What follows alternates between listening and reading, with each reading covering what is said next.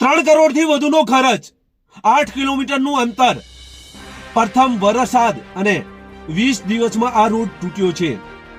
આ રોડ સામે ભ્રષ્ટાચારના સવાલો ઉભા થયા છે, ત્યારે નાયબ કાર્યપાલક ઇજનેરનું કહેવું છે કે રોડમાં કોઈ ખામી નથી।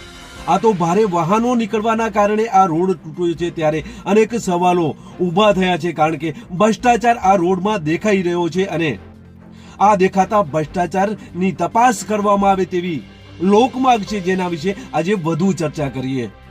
નમસ્કાર, ક્રાઇમ આવાજ ન્યૂઝમાં તમારું સ્વાગત છે અને હું છું તમારો નાનજીભાઈ ઠાકોર। આમ તે ભ્રષ્ટાચારની વાતો અને ભ્રષ્ટાચાર શબ્દ આપણે ઘણા સમયથી સાંભળી રહ્યા છીએ। કોઈ કામમાં પણ ભ્રષ્ટાચાર હોય છે, કોઈ રોડમાં પણ હોય છે અને કોઈ અન્ય વિષયો હોય છે તેમાં ભ્રષ્ટાચાર હોય છે, આવું અનેક વખત સાંભળી રહ્યા છીએ। ત્યારે આ ભ્રષ્ટાચારની આ વાતો ફરી સાતલપુર વિસ્તારમાં થઈ રહી છે। સાતલપુર વિસ્તારમાં જજામ અને ફાંગલી વચ્ચે એક 8 કિલોમીટરનો રોડ બનાવવામાં આવ્યો છે માર્ગ મકાન પંચાયત વિભાગ દ્વારા।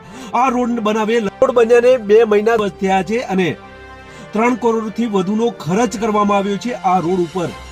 ત્યારે આ રોડ હજી ચોમાસાની શરૂઆત છે, પ્રથમ વરસાદ પડ્યો છે અને 2 માસ થયા છે અને 3 કરોડથી વધુનો આ રોડ છે, છતાં પણ આ રોડ તૂટી ગયો છે। ત્યારે નાયબ કાર્યપાલક ઇજનેરનું કહેવું છે કે આ રોડ ઉપર ભારે વાહનો ચાલ્યા છે એટલે આ રોડ તૂટી ગયો છે।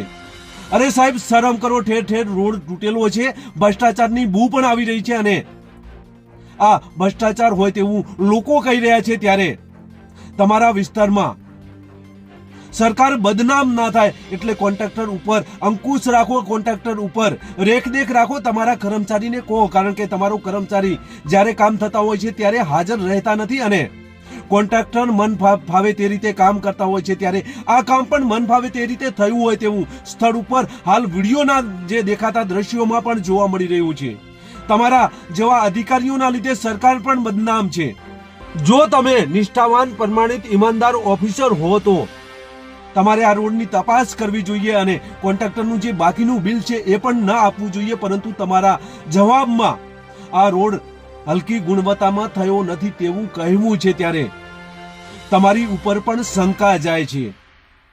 2 માસ થયા છે, તૂટ્યો છે, કાં તો એની ક્વોલિટીમાં ફેર રહ્યો અથવા તો તેની થિકનેસમાં પણ ઓછી થિકનેસ હોય તો પણ આવું થઈ શકે, ડામર ઓછું હોય તો પણ થઈ શકે અને જે રોડ બનાવવામાં આવ્યો છે તે નિયમ મુજબ ન બન્યું હોય તો થઈ શકે, કારણ કે આ ભ્રષ્ટાચારની બૂ અહીંયા જોવા મળી રહી છે। ત્યારે નાયબ કાર્યપાલક ઇજનેર પંચાયતના આ કામને લઈને તેમનું કહેવું છે કે કોઈ ભ્રષ્ટાચાર થયો નથી, આ તો ભારે વાહનો નીકળવાના કારણે આ રસ્તો બગડી ગયો છે। ત્યારે આ રોડની તપાસ કરવામાં આવે।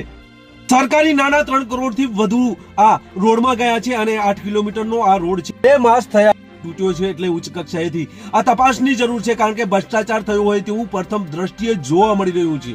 હાલ તો આ રોડ અનેક જગ્યાએ તૂટી ગયો છે, પ્રથમ વરસાદ આવવાની સાથે જ આ રોડ તૂટ્યો છે। ત્યારે ઉચ્ચ કક્ષાએથી કેવા પ્રકારની કાર્યવાહી કરવામાં આવે છે એ આવનાર સમય બતાવશે, પરંતુ સવાલો ઉભા થયા હોય તો આ ભ્રષ્ટાચારને લઈને થયા છે। ત્યારે આ કોન્ટ્રાક્ટરને જ્યાં સુધી આ રોડ રિપેરિંગ ન કરે, જ્યાં સુધી આ તપાસ ન થાય, ત્યાં સુધી સરકાર હિતને લઈને કાર્યપાલક ઇજનેર દ્વારા આ તપાસ કરવામાં આવે અને ત્યારબાદ પેમેન્ટ ચૂકવવામાં આવે તેવી લોકમાંગ છે અને સરકાર હિતને લઈને પણ આવી જ કામગીરી તેમનાથી પણ કરવી જોઈએ। બસ એ જ। જો તમે અમારી ચેનલમાં નવા છો અને આવા જ લેટેસ્ટ ન્યૂઝ જોવા માંગો છો તો અમારી ચેનલને અત્યારે સબસ્ક્રાઇબ કરો, જેથી આવનાર લેટેસ્ટ ન્યૂઝ તમારા સુધી પહોંચી શકે। નમસ્કાર।